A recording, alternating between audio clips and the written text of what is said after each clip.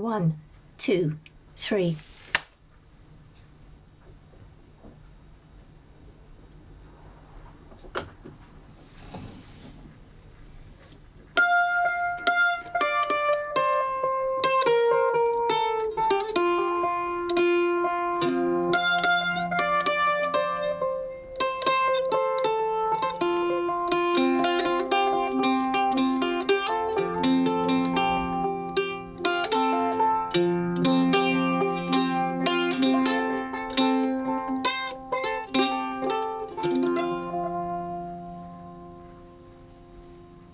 Greetings, fellow storytellers and story carriers.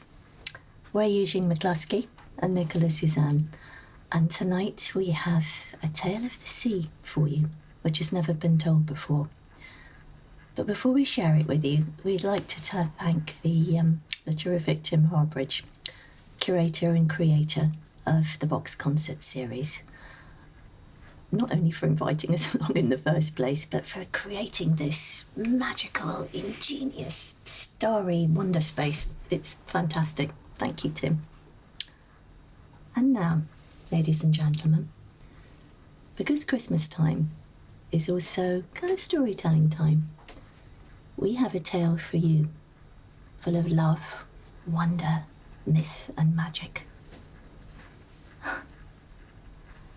And we ask you to lend us your ears, for this is the story, the legend of the Selkie's boy. Jamie and Callum were digging holes on the beach. It was a clear, cold Christmas Eve, and they should have been tucked up cosy celebrating in the pub, but no, they were still at it.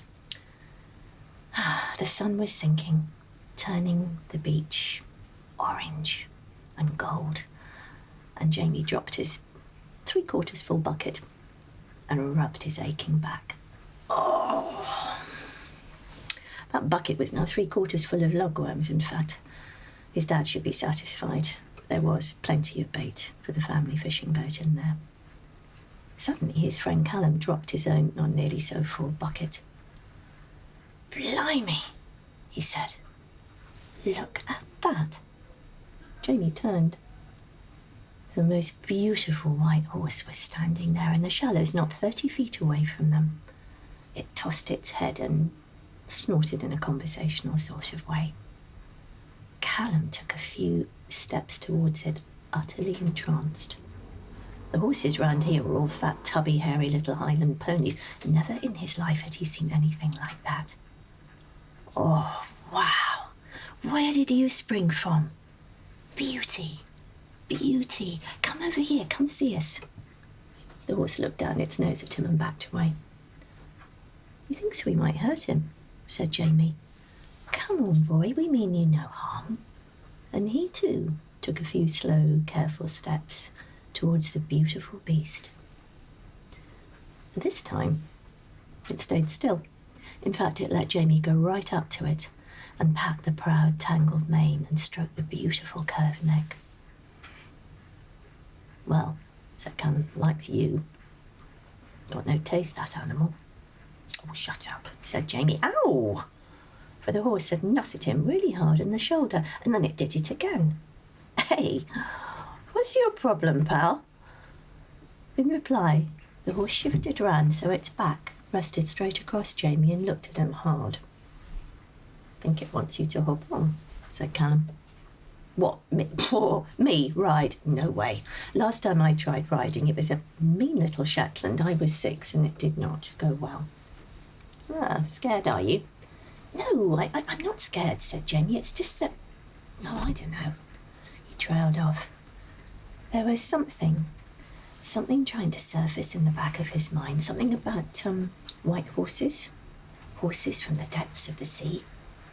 Old tales. Kids' tales. Fairy tales. What were they? The glorious animal wickered at him invitingly. "Go on," said Callum, "it means it. If you don't, I will." Wow, a beach ride on a white horse on Christmas Eve. How cool is that? Would you honestly want to carry on digging up lugworms for the rest of the night? "All right," said Jamie. "Okay, fine." And he wriggled rather clumsily onto the beautiful animal's back. Instantly it set off at a walk. Jamie was just starting to feel kind of knightly and elegant when it started trotting, jarring him awkwardly. He grabbed a handful of mane, it broke into a joyous rocking canter, and then, scattering surf in all directions, swung sideways and plunged happily into the sea. Exhilarated, laughing despite the icy temperature, Jamie adjusted very quickly to the new kind of rolling, swimming motion. He felt amazing. This is brilliant, he decided. He felt like a legendary hero on some marvellous magical beast. Yeah, together they could go anywhere. They could do anything. They could conquer the world. Yee-haw, he shouted. Come on, boy. Faster, faster. Go, go, go. Suddenly, a rogue wave slapped all the breath out of him. It should have knocked him off the horse's back, but it didn't. Jamie was just wondering why it hadn't when he glanced back and saw that his friend was now a really small receding figure on the beach. He felt a stab of unease. All right, this was really cool. It was a wonderful adventure and all that, but no, something was off. He made a split-second decision and tried to slide from the horse's back, but found he couldn't. Then he literally tried throwing himself off, but that didn't work either. In fact, he seemed to be stuck fast as they ploughed ahead, heading for open sea. Suddenly, the horse sank beneath the waves, taking Jamie with it. He just had time to snatch a breath before it went down, down, down into the black and the dark, surfacing again a minute later with Jamie gasping like a strangled cat for air, before diving beneath once again. This time he thought his lungs were going to burst before they came back up. He wrenched, wriggled, hauled and heaved and kicked, but it was no good. He could not get free. In desperation, he leaned forward and grabbed one of the horse's ears in both hands and twisted it as hard as he possibly could. The head whipped round, snarling. There was a flash of ivory, and Jamie felt teeth tear into his arm, ripping away a mouthful of flesh. He wanted to scream, but he knew he'd drown for sure if he did. So he swallowed his howls, screwed up his eyes, and clenched his jaw. The pain was unbelievable, and it came in great rolling, sickening waves. Time slowed, and then stopped. So did the horse. Still underwater, with his lungs bursting, clouds of red blood billowing into the water all around him, Jamie opened his eyes. The salt water stung them, but he could just make out a kind of shadowy torpedo shape that kept darting in front of them, forcing the horse to come to a halt. Then it did a flashy backflip. There was a brief milliseconds pause, and the horse went rigid, threw back its head, flailed its legs, and Jamie found himself threshing free. Both boy and horse hit the surface together. Jamie heard an insane screaming and turned round and saw the expression on the creature's face. It was an equal mixture of agony and outrage, the unmistakable look of a male who's been kicked and bitten in the testicles. He swam away as best he could with one good arm, but his strength had been drained by pain and fear, and he could feel himself sinking, floundering. He was getting water in his eyes, up his nose, in his ears. And just as he was going down for the third time, a large grey seal popped up within inches of his face. He yelped with shock, and then he looked into its face. Its eyes, oh wow, they were huge, golden, darkest melting brown with a spark of gold dancing in their depths. There was also something vaguely familiar about this seal, but the impression vanished when it shoved its head under Jamie's good arm in a businesslike sort of way and piloted him swiftly ashore. It watched as he crawled out on his hands and knees, out of the waves. It watched as Callan came belting down the beach, white-faced and waving his arms and yelling. Watched as he hauled his friend to his feet and dragged him away, leaving a trail of blood across the pale sand. Satisfied, the seal nodded to itself and vanished beneath the surface. Callum got Jamie to the quayside just as his father's boat was docking. Cormac McAllister took one look at his teenage son, white-faced, sopping wet and bleeding, and whisked him into the Whale and Welly pub opposite. Fishermen always congregated there after a hard day at sea, but everybody was knocking off early today because it was Christmas Eve. The place was rammed. Huge bunches of holly hung down from the bar. There was a roaring fire in the grate. Somebody was tuning up a fiddle in the corner, and 3 tone-deaf fishermen were absolutely murdering while shepherds watched. The island's only doctor, Dr. Fraser, was sitting there in the thick of it with his round of whiskey. His eyebrows, so bushy they looked like a couple of hairy caterpillars mating, knitted together when they saw Amy's arm. But he had his emergency leather bag ready, so within seconds he was disinfecting everything with a bright purple liquid that made Jamie utter words his father never realised he knew, and sewing and packing the wound up neatly. There, he announced after 20 minutes. All done. I'll not ask how you did it. But I will, growled Cormac, who'd been leaning silently against the bar, watching like a seahawk while Jamie was put to rights. Jamie and Callum looked at each other. I'm waiting. There was this white horse thing. Where? On the beach. You didn't try and ride it, barked his father. Tell me you didn't get on its back. Well, oh dear God. Did your teacher never read you fairy stories at school? Celtic myths? No? Our own island legends? Well, yeah, but what's that got to do with anything? And anyway, they're only legends, they're not real. Not real, huh? Cormac folded his arms, and he took a very deep breath.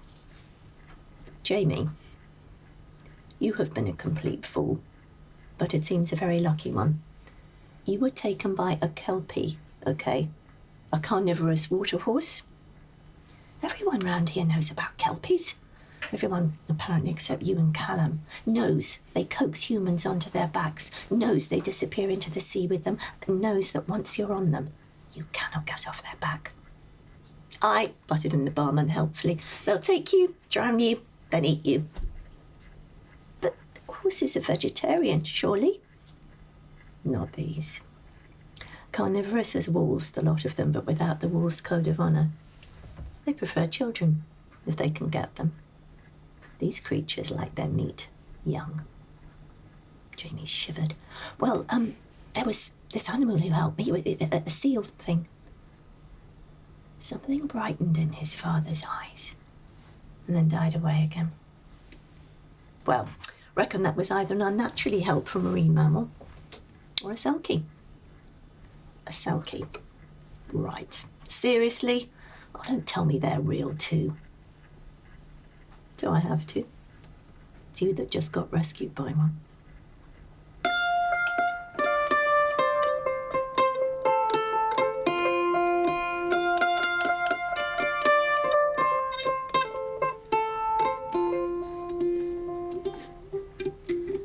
Jamie was sitting all on his own in the dark on the beach on a rock, hugging his knees. It was nearly midnight. The sound of the little bells from the chapel were ringing out Christmas Eve Mass. Jamie ignored them. He never felt less like belting out carols in his life.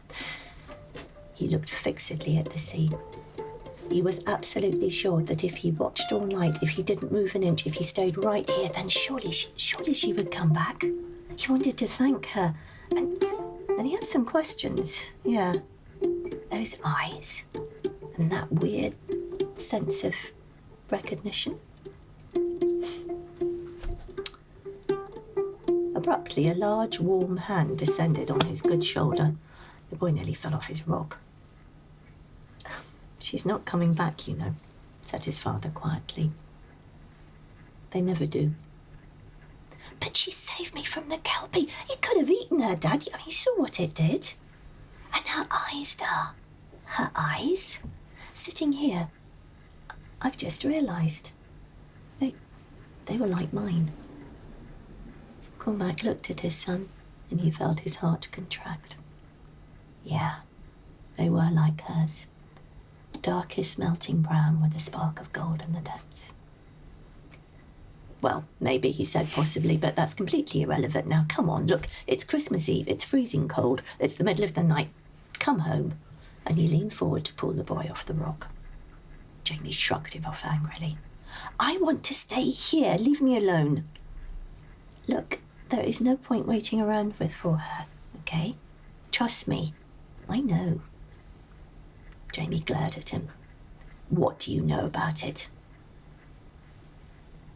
Cormac's gaze shifted to where the starry sky was melting into inky black sea. And suddenly his face looked decades older. That was no seal who saved you. That was a Selkie, okay? And for 3.5 years, and what wonder years those were, she and I, we were man and wife. Jamie blinked. Sorry? That Selkie's your mother.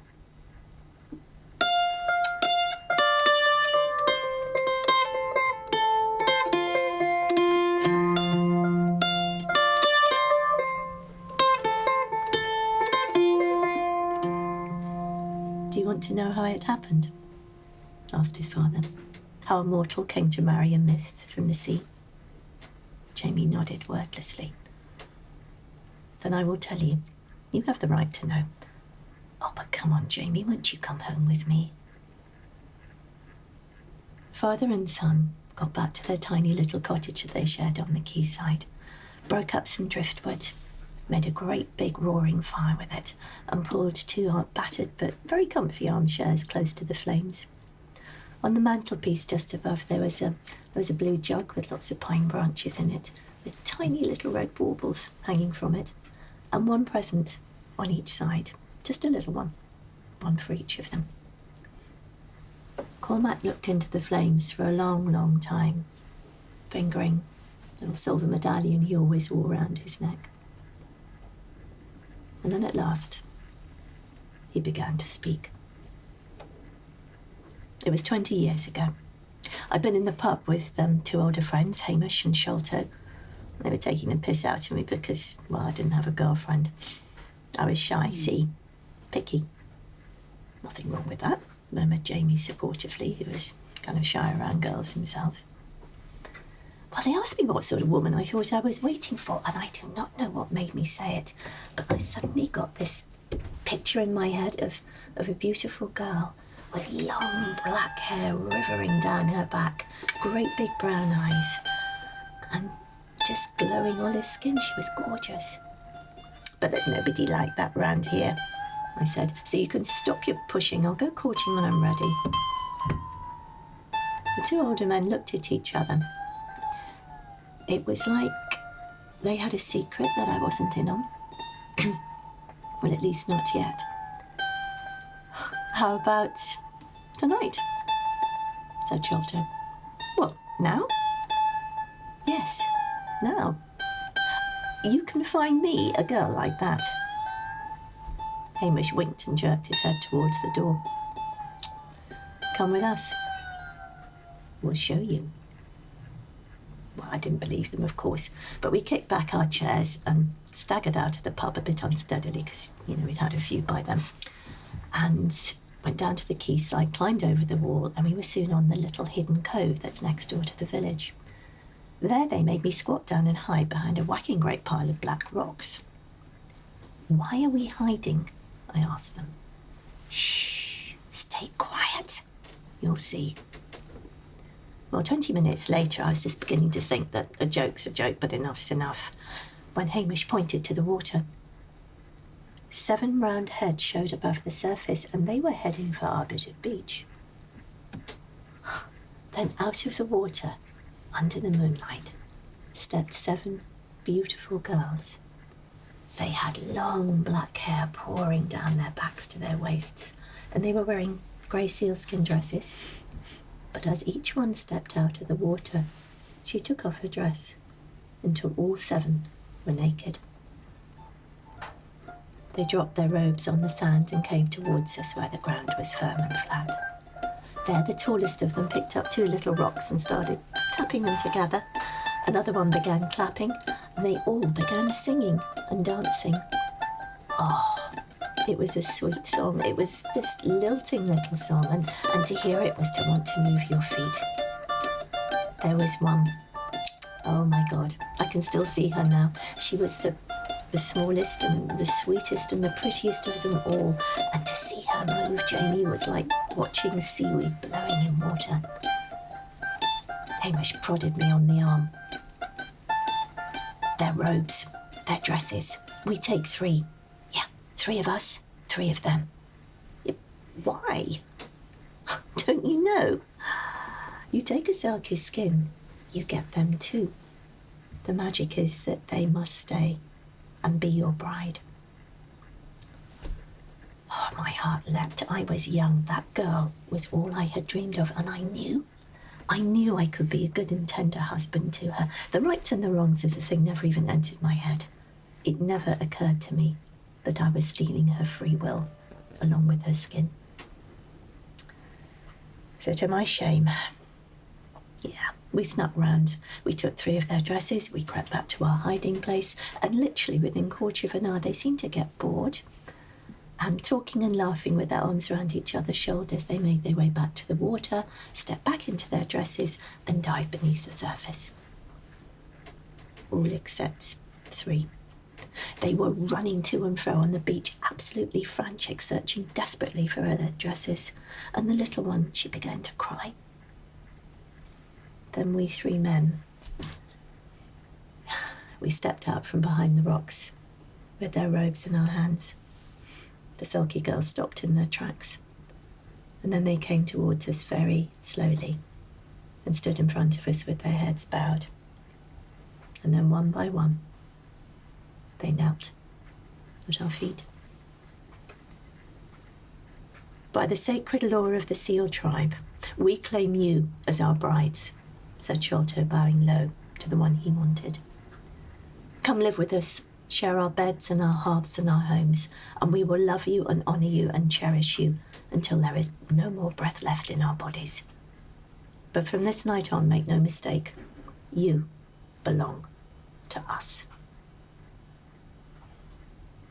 Hamish chose his bride next. And my mother? Your mother came with me. I hid her sealskin away. We were married the next day, and for 3.5 years she lived with me as my wife. I'd see her every day waiting for me to come home on the quayside and think I was the luckiest man alive. Do you know, on moonlight nights, she would ask me to brush her long black hair while she looked out of the window at the stars and the moon, and she would share the music of her people with me. Wild tunes, beautiful tunes, music that took you to a place you'd never been to in a country you did not know. Oh, Jamie, we were happy.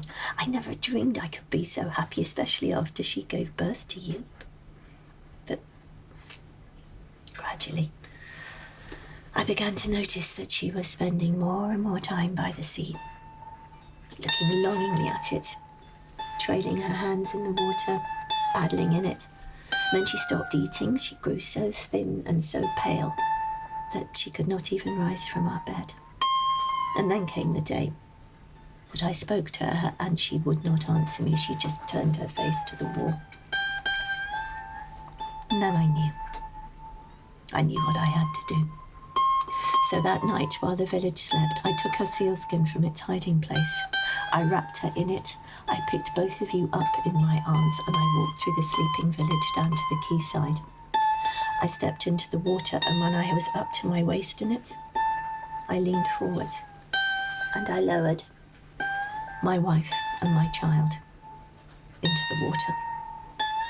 You began to cry at once when you felt the cold of it, but my God, Jamie, it was like an electric shock when she heard the sea reclaim her. The colour came back into her cheeks and the light came back into her eyes, and she reached out and kissed my hands again and again and again.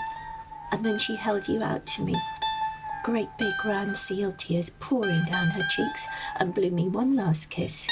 And as I cuddled you close, I saw her disappear beneath the waves. I never did see her again. Jamie let out a shaking breath. Oh, Dar, I am so sorry. You must have been so unhappy and missed her so much. And yet you just got on with the raising of me all on your own. But, no, I don't understand. If you loved her as much as you say you did, how could you let her go like that? And how could she bear to leave us? How could she bear to leave me if she loved me? Cormac smiled. Magical sea child that she was, your mother brought me wonder and love enough in 3.5 years to last the rest of my life. Listen, Jamie, to love another and to feel yourself beloved upon this earth in return is worth all the sunken treasures of the seas. And as for her leaving you, she didn't. Not really. She's watched over you ever since. Well, how come I've never seen her then until today? Well, today was the day when you really needed her. That's why. Jamie jumped up from his seat and started pacing up and down the little room. All right, okay.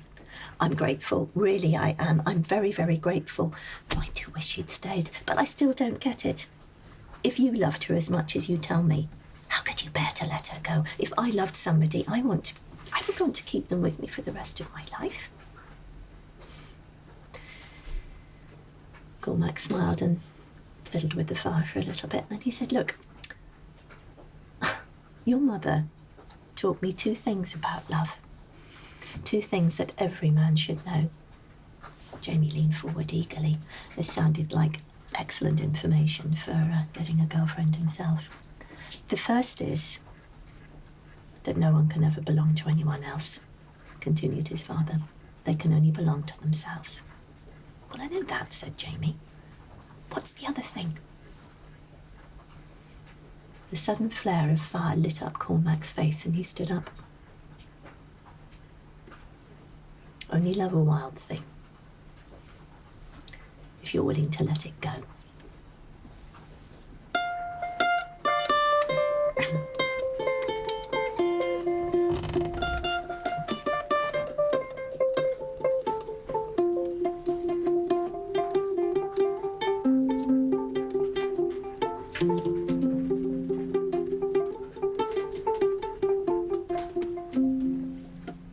McAllister remained a fisherman on the island for the rest of his days, passing peacefully in his sleep at the age of 81.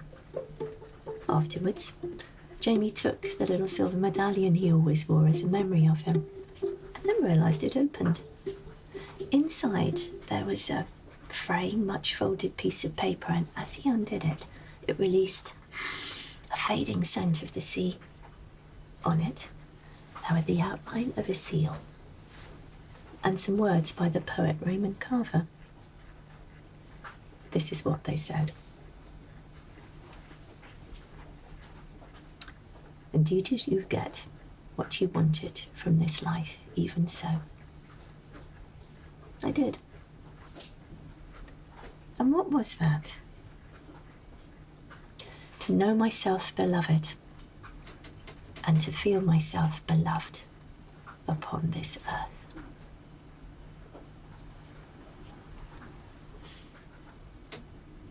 The end.